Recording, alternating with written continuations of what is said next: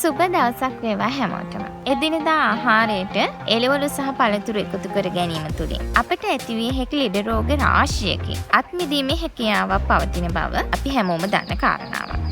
ඉතින් අද දිනේදී තරු channel තුලින් සාකච්ඡා කරන්න බලාපොරොත්තු වෙන්නේ පළතුරු ආහාරයට ගැනීම පිළිබඳව නම් නෙමෙයි. මේ පළතුරු ආහාරයට ගැනීමට අමතරව පළතුරු ජූස් හැටියට පානීය කිරීම වර්තමාන ලෝකයේ බහුල වශයෙන්ම දකින්න තියෙන කාරණාවක් වෙනවා. ඉතින් පළතුරු ජූස් හැටියට පානීය කිරීමෙන් අපේ ශරීරයට හිතකර තත්ත්ව ඇති කරනවද අහිතකර තත්ත්ව ඇති කරනවද කියන කාරණාව පිළිබඳව කරුණු සොයා බලන්න තමයි අද තරු channel වෙන් කරන්න හිතුවේ. මේ තරු channel ඔබ හිතනවනම් ඔබේ ජීවිතයට වටින දේ වටින අදහස් තරු channel වීඩියෝස් තුලින් ඔබට ලැබෙනවා කියලා subscribe කරන්න. පළතුරු යුෂ හැටියට සාදා ගැනීමේදී භාවිතා කරන ක්‍රම දෙකක් තියෙනවා. එකක් තමයි කුඩාවට කපන ලද පළතුරු කැබලි ග්‍රයින්ඩර් එකක් හරි බ්ලෙන්ඩර් එකක් හරි භාවිතා කරමින් අඹරා ගනිමින් පල්ප් එකක් බවට පරිවර්තනය කර ගැනීම. මෙහිදී අපි විශේෂයෙන් දැනගත යුතු කාරණාව තමයි මේ ක්‍රමයේදී අපි භාවිතා කරන පළතුරු කැබලි වල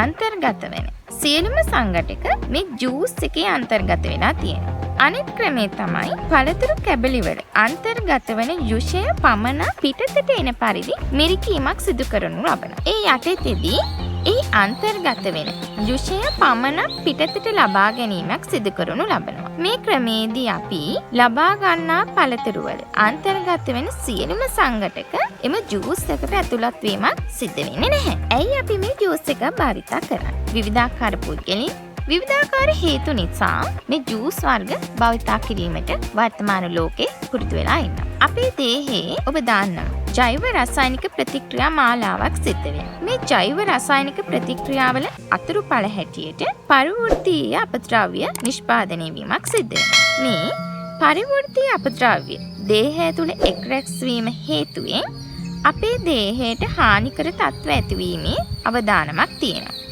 ඉතින් ඇතැම් පුද්ගලයන් විශ්වාස කරනවා පරිවෘත්තීය අපද්‍රව්‍ය හෝ ශරීරය තුළට ඇතුළු වන වෙනත් විෂද්‍රව්‍ය ඉවත් කිරීමේ හැකියාවක් මේ ෆෘට් ජූස් වලින් පවතිනවා කියලා. ඉතින් ඇත්ත වශයෙන්ම විද්‍යාත්මක වශයෙන් හොයා බැලුවා. මේ වෙනතෙක් පවතින පර්යේෂණ වාර්තාවලින් තවමත් සනාථ වෙලා නැහැ මේ ෆෘට් ජූස් තුලින් ෆෘට් ජූස් භාවිතයෙන් අපේ ශරීරයේ පරිවෘත්තීය අපද්‍රව්‍ය ඉවත් කිරීමේ හැකියාවක් පවතිනවා කියලා. සමහර පුද්ගලයන් ෆෘට් ජූස් භාවිතා කරනවා අතිරේක ආහාරයක් විදියට. ඇත්ත වශයෙන්ම මේ සත්‍යතාවයක් පවතිනවා.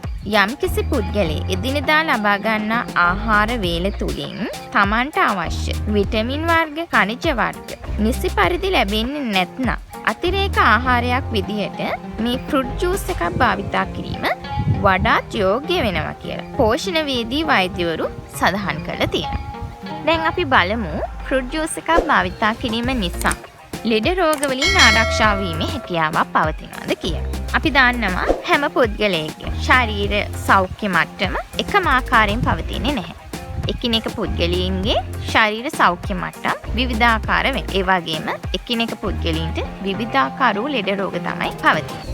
විවිධ පුද්ගලයන්ගේ සෞඛ්‍ය මට්ටම විවිධාකාර නිසා හැම පුද්ගලයෙක්ට එකම ආකාරයේ බලපෑමක් මේ ෆෘට් ජූස් භාවිතා කිරීමෙන් ඇති වෙන්නේ නැහැ. එක් පුද්ගලයාගේ සෞඛ්‍ය මට්ටම අනුව පුද්ගලයාගෙන් පුද්ගලයට වෙනස් ආකාරයක බලපෑම් ඇති කරන්න පුළුවන්. ඒ වගේම තමයි අපි භාවිතා කරන ෆෘට් ජූස් ආකාරය අනුව මේ වෙනස් වෙන්නත් පුළුවන්. ඒ පළතුරු ආකාරයක් අපේ දේහයට ලැබෙන පෝෂක පදාර්ථ ප්‍රමාණය සහ තවත් පළතුරකින් ලැබෙන පෝෂක පදාර්ථ ප්‍රමාණය අනුව වෙනස් වෙනවා. ඉතින් මේ ආකාරයෙන් ඔබ ලබා ගන්න ෆෘට් ජූස් එකේ වර්ගය කුමක්ද කියන එක කාරණාව පිළිබඳව එම ෆෘට් ජූස් එක භාවිතය ඔබේ ශරීරයට බලපෑම් ඇති කරනවද නැද්ද කියන කාරණාව වෙනස් වෙන්න පුළුවන්. වර්තමාන පර්යේෂණ වාර්තාවකට අනුව සඳහන් වෙනවා එම පර්යේෂණයේදී ඇපල් ජූස් එක භාවිතා කරන පුද්ගලයාගේ රුධිරගත බෑඩ් කොලෙස්ටරෝල් මට්ටම ඇපල් කැබලි ලෙස භාවිතා කරන පුද්ගලයින්ගේ බෑඩ් කොලෙස්ටරෝල් මට්ටමට වඩා වැඩි වූ බව පර්යේෂණයේ තහවුරු වෙලා තියෙනවා. මේ අනුව පෙනී යනවා ඇපල් කැබලි ලෙස භාවිතා කිරීමේදී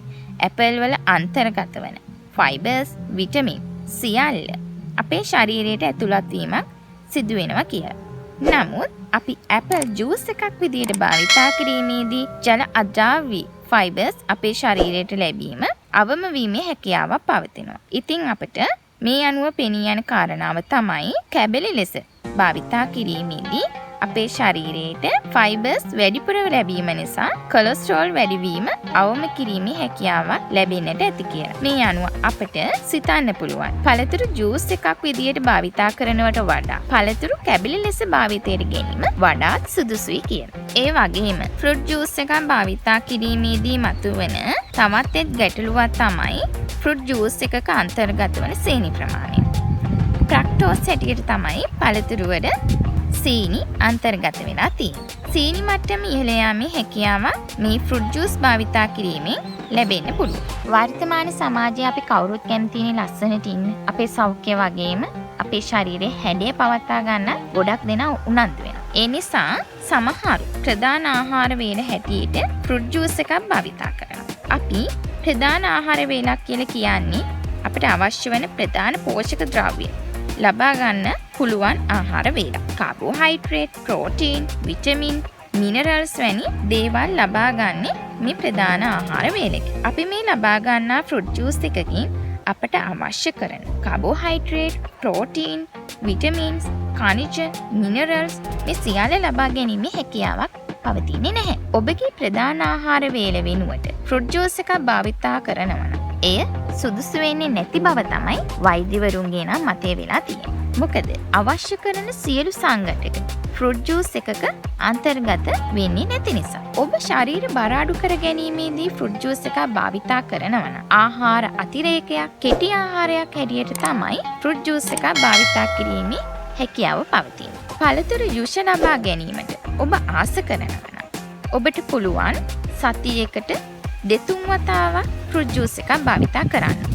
දීර්ඝ කාලීනව පුරුද්දක් විදියට භාවිතා කිරීම තුලින් තමයි ගැටලු සහගත තත්ත්වයන් ඇති වෙන්නේ.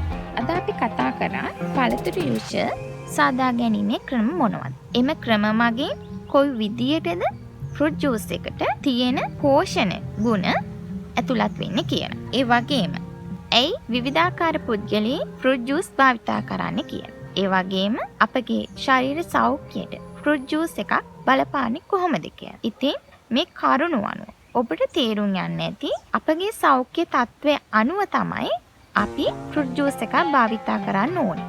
කොපමණ වාර ගණනක්ද ෆෘට් ජූස් එකක් භාවිතා කරන්න ඕනේ? මොන වගේ පළතුරු ජුෂද අපි ලබා ගන්න ඕනේ? අපට විවිධාකාර වූ ලෙඩ රෝග තියෙනවා.